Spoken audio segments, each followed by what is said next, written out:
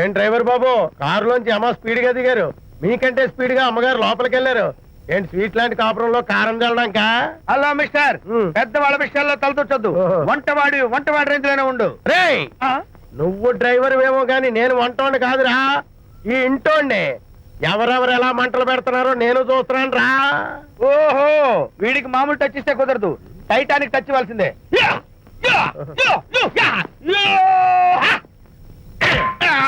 వంటటానికి touch రా, Titanic Titanic. ఇప్పుడేంటి లాభం ఏంటల్లి? నేను ఎప్పుడో చెప్పాను ఆ ఎర్రతోలి పిల్ల నీ కొంప ముంచుతుంది అని. నా మాట విన్నావా? వాళ్ళిద్దరు స్నేహితులు మమ్మీ అంటే నా మాట కొట్టి పారేశావు. ఇప్పటికైనా మించిపోయిందేం లేదు. కౌగిలింత వరకు వచ్చిన వాళ్ళ వ్యవహారం కాపురం పెట్టేంత వరకు తావేవ్వకుండా జాగ్రత్త పడు. అల్లుడు గారు రాత్రి ఇంటికి ఆలస్యంగా వచ్చారు అంటే వాళ్ళిద్దరు ఎక్కడ గడిపారో ఏమిటో. నీ ఆయన లేవగానే నిలదీసి అడుగు. ఏడిస్తే మగాళ్ళు లొంగరు, ఎదిరించాలి. అప్పుడే మన దారిలోకి వస్తారు. అర్థమైందా? అమ్మగారు, ఐడియా గొప్పగానే ఉంది కానీ లోగడి ఇలాగే అనుకుని మా ఆవిడ నన్ను ఎదిరిస్తే గోపకు ఇయ్యం అనిపించి విడాకులు ఇచ్చేశాను. పాటలుగా మ్యాటర్ రివర్స్ అయిపోతాం, ఆలోచించండి. నీ పని నువ్వు చూసుకో. నేను అదే అంటున్నాను అమ్మగారు, ఎవరి పనాలు చూసుకోవడం మంచిదే, లేకపోతే బతుకు పాసెట్టేసిన బిర్యానీ అయిపోతాయి.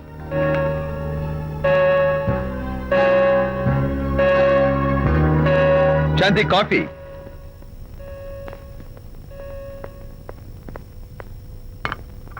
Good morning.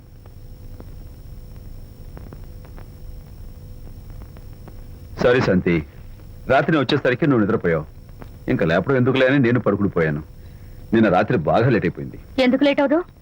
ఆడిటర్స్ తో మీటింగ్ కదా, ఆ లెక్కలు డొక్కలు చూసుకోవడానికి ఆ మాత్రం లేట్ అవుతుందని నేను అనుకున్నా.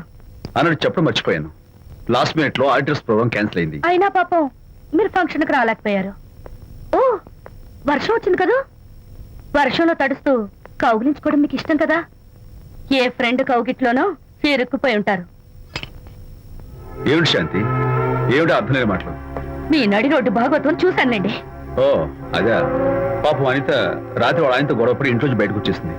సరిగ్గా అదే సమయానికి నాకు ఆడిటింగ్ క్యాన్సిల్ అయ్యి నీతో పాటు ఫంక్షన్కి వద్దామని ఇంటికి వస్తుంటే దారిలో ఎదురుపడింది. తన బాధంతా చెప్పుకుంది. నేను ఓదార్చాలంటే మరి అంత గట్టిగా కౌగిలించుకుని ఓదార్చాలని నాకు తెలియదు. ఏం శాంతి అలా మాట్లాడతావు? అవునండి, నేను మాట్లాడింది తప్పే. ఆవిడ గారు మీరు క్లోజ్ ఫ్రెండ్స్, మీకు ఆవిడకి మధ్య చాలా ఉంటాయి. అవన్నీ మీరు నాకు చెప్పవద్దు, నేను విన్నవద్దు.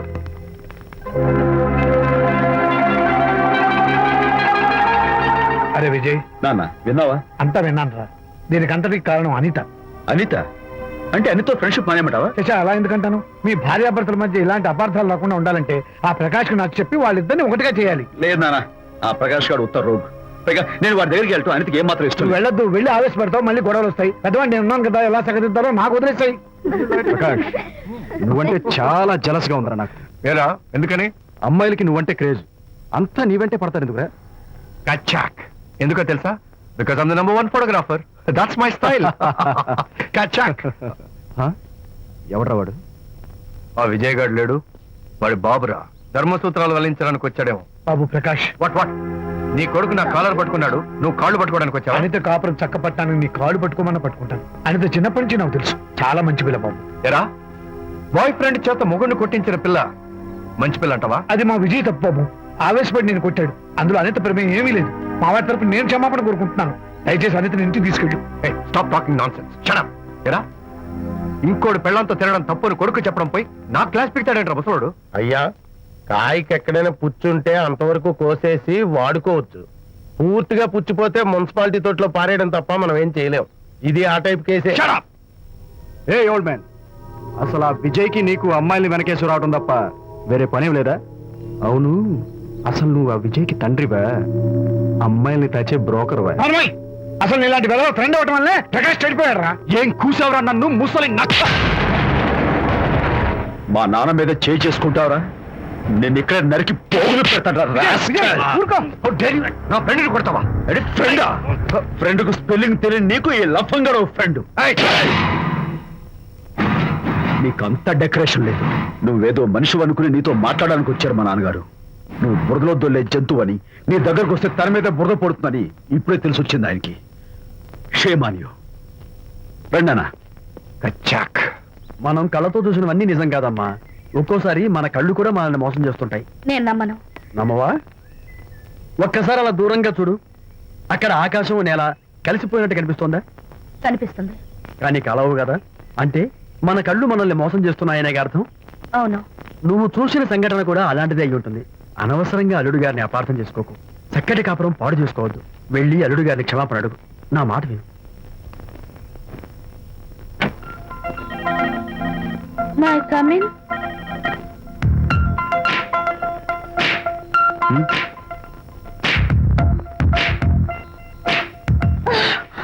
I'm so sorry. డెకరేషన్ జారిపోతుంది, ఎవరైనా చూస్తారు. నా మీద కోపం పోయిందా? ఆ, జరిగిందంతా మర్చిపోతారు కదూ? ఆ, మర్చిపోతాను. ప్రామిస్.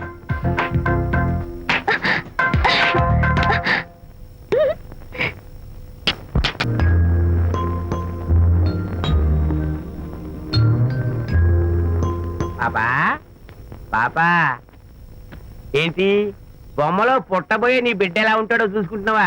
ఎందుకమ్మా, ఓ ఫుల్ బాటిల్ నాకు ఇచ్చావనుకో, తప్పటి అడుగులతో ముద్దు మాటలతో పుట్టబోయే నీ బిడ్డ ఎలా ఉంటాడో కళ్ళ కట్టినట్టు చూపించేద్దాం.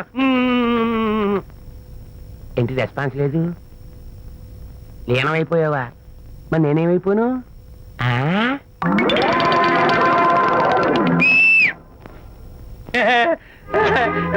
భగవంతుడు బాట్లు అనేక రూపాల్లో కనిపిస్తారట. ప్రస్తుతం ఈ కప్పేలకు బాటిల్లా కనిపిస్తాను. నాన్న ఆగు, దాన్ని మాత్రం అమ్మడానికి నేను ఒప్పుకోను. తప్పమ్మా, దేని మీద మమకారం పెంచుకోకూడదు. మందు మీద మమకారం పెంచుకోవడం వల్ల నన్ను చూడు, ఇంట్లో ఉన్నవన్నీ అమ్మేసుకుంటానా? వద్దమ్మా, నా మాటను. మందంటే మనలో కలిసిపోతుంది, కప్పు మొక్కలైపోతుంది. ఏది శాస్త్రంగా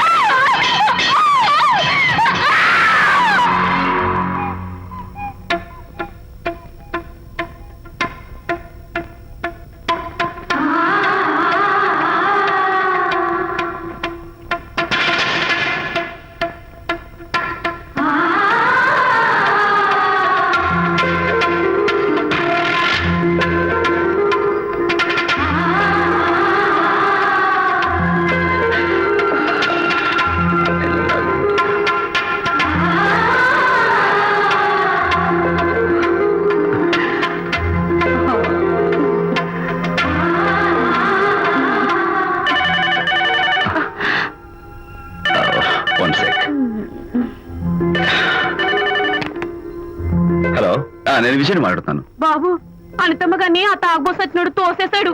ఏమైంది? అమ్మగారు కింద పడిపోయారు. బాధతో మెలికి తిరిగిపోతున్నారు. ఓ మై గాడ్, నాకు చాలా భయంగా ఉంది బాబు. మీరు తొందరగా రండి బాబు. నేను వెంటనే బయలుదేరి వచ్చేస్తాను. ఈ టైంలో ఎక్కడికండి? అనేది కింద పడిపోయిందంట. నేను వెంటనే దగ్గరుండి హాస్పిటల్కి తీసుకెళ్ళాలి. వేరే ఎవరైనా తీసుకెళ్తారండి. ఇప్పుడు మీరు వెళ్ళొద్దు ప్లీజ్. Don't be silly. అర్థం లేకుండా మాట్లాడుకో.